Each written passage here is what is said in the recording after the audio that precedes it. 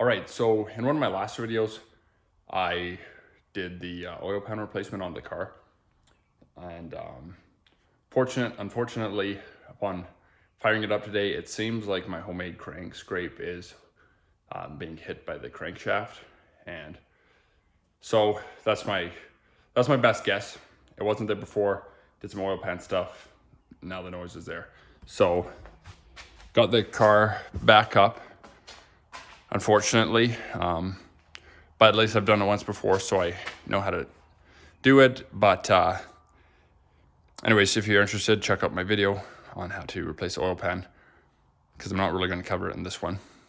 But anyway, so got everything almost ready. Got my engine mount bolts loose, sway bar off, fan shroud, oil's drained, all that kind of stuff. So I am about to jack up the pan and going to take it off again. So again, I'm not going to go into specifics of how to do this job, but you can go to my last video if you're interested. But I do want to show what is hitting. So hopefully in a couple minutes, I'll find that out. All right, so got the pan off. Somehow this corner ripped. Even though I don't think I ripped it. I think just the weight of the pan ripped it because I was being super gentle. But I can tell that front seal is on good. And actually, I was gonna take this off, but then it occurred to me, well, if the RTV is holding it in place, I should actually leave it and see if I can just situate it. Because if you're watching my last video, this one, there's no way to visualize if this one went on correctly. And I can tell that it actually kind of didn't. It kind of squished that corner. Now, I think it still, so far, hadn't been leaking, but I hadn't driven the car. I had only run it. So, because if you watch my video, you'll kind of see how I did it, and which was to put the gasket onto the pan, because that's really the only way without pulling out your hair to try to get it on. So anyways, I'm gonna leave it as is, and everything might be a little bit dark up there, but I'm just gonna check, visualize everything, check everything. And I don't feel like buying a new gasket because they're not cheap, and I want to get this button back up, so I'm planning to just RTV this corner. I think it'll be okay. So anyways, I'm going to check it over, but you can see it's seated really nice into the valley here. So I'm just going to correct this one a little bit because it looks like one edge folded over. I'm going to see if I can mess with that at all and correct that at all. And I'll show you what the pan looks like here. Okay, so here's the pan. Looks pretty good. I know it looks really hackish here, but I had to trim that out earlier when I put the pan on the first time, and I just couldn't get snips in here to make a circumference, so that's why it looks so hacky.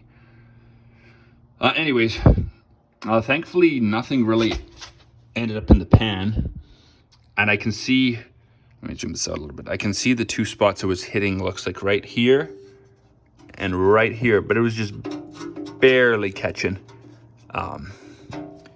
Might have even went away over time just because the crank was coming up and hitting it. So, and it doesn't really seem like I have anything in my oil pan. I don't think it was really hitting enough to cause any kind of major grease. So anyways, I'm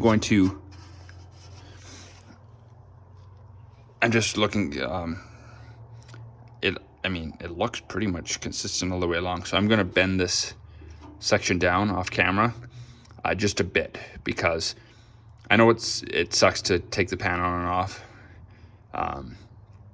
but I also would like this to function if properly. So aside from that, I'm just going to double check, go through, what's left in the oil pan, make sure there's no shavings, or if I can find anything, then I know I need to, at bare minimum, not reuse the oil that was in there. And if it was bad enough, that might warrant pulling the engine. But, my thought is, like, if metal is in there, it's already in the engine. The engine's not going to get any worse than it is now. So I'm not the kind of guy to just because I found shavings to rebuild my motor, because to me, that's kind of like, well, you know, if you caught it, you know, by the time you find it in your pan, it's already in your motor circulating, or could be. So anyways, gonna get this cleaned up, buttoned back up, and I think I should just be able to RTV that one corner and hopefully get this back on pretty quickly. All right, so I got this bent down, and yeah, it was just barely catching, like not even enough to, because if it was more, I would have caught it and you know, smushed it up. I got that bent down, and then it'll still be doing its job. So keep that in mind. I mean, I don't know, a reference gauge like from the bend here kicking out is probably 1/2 inch, but there's that. So if anybody's trying to duplicate this, hopefully you can tell. It looks on video, it looks like it's sticking out a lot more than it is. Like here, I can fit like a finger, my pointer finger between here, just barely, the tip. So anyways, and then yeah, so gonna try to get it back on, and that's about it. So unless if something goes terribly wrong, hopefully that'll fix that problem. And then aside from that, everything else seems to be working pretty well. So anyways, and then aside from that, the feel on the fluted fitting is not working. It is leaking. So I got to figure out that, and I'm going to try to see if I can get an adapter fitting just to go and replace the fluted and then just run line here, because this was vibrating quite a bit with the car running. So anyways, that's it for this video, and the crank scrape I think would work. It just happened to be a little bit high. So I mean, and it's hard because you can't easily turn the motor over, but might be good in hindsight to have turned the motor, you know, but to do that, then I got to take the fan off. I got to take all my whatever over. I guess I could have cranked the motor once I had the pan on initially, but anyways, it is what it is. So thanks for watching, and I'll see you in the next one.